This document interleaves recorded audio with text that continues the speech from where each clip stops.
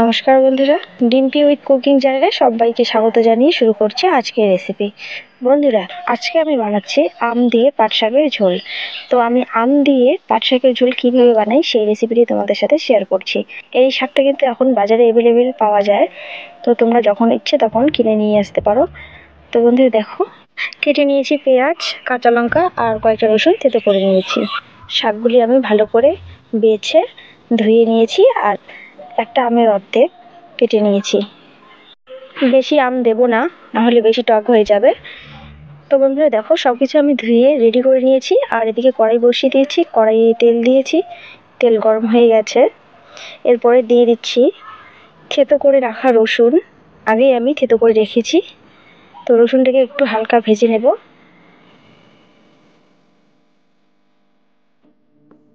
এরপরে দিয়ে দিচ্ছি কেটে রাখা পেঁয়াজ, কাঁচা লঙ্কা। তো পেঁয়াজ আর কাঁচা লঙ্কাটাকে ভালো করে একটু ভেজে নেব।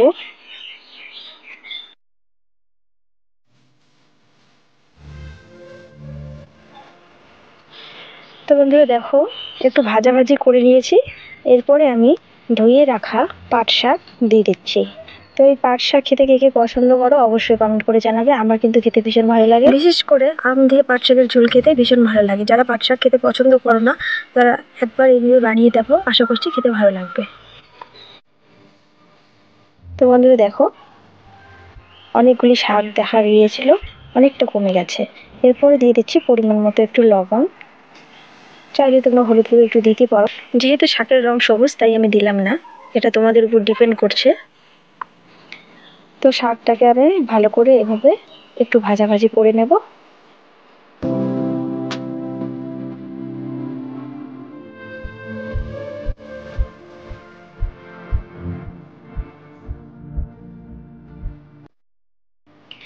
যখন একটু ভাজাভাজি হয়ে আসবে তখন একটু জল দেবো, পরিমাণ মতো জল দেবো, যাতে আম আর পাট শাকটা ভালোভাবে সেদ্ধ হয়ে যায়।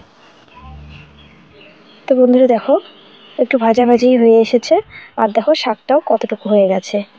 পরিমাণ মতো একটু জল দেবো, যাতে সব কিছু ভালোভাবে সেদ্ধ হয়ে যায়, আম আর পাট শাকটা ভালোভাবে সেদ্ধ হয়ে যায়। তো এরপরে একটু ঢেকে দিচ্ছি, যাতে সব কিছু ভালোভাবে সেদ্ধ হয়। কিছুক্ষণ পর ঢাকনাটা সরিয়ে নিয়ে আবারও এইভাবে নাড়াচাড়া করব। তো বন্ধুরা দেখো, পাট শাকের ঝোল রেডি। তো আম দিয়ে পাট শাকের ঝোল খেতে কার কার পছন্দ অবশ্যই কমেন্ট করে জানাবে। তো এখন আমি অনেকটি পাত্রে নামিয়ে নেব।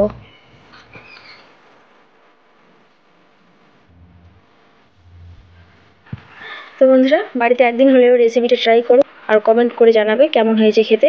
তো দেখো, নামিয়ে নিয়েছি, ফাইনাল লুক এরকম হয়েছে। তো আজকে এই পর্যন্তই, দেখা হচ্ছে নেক্সট এপিসোডে। ততক্ষণে সবাই ভালো থাকবে, সুস্থ থাকবে।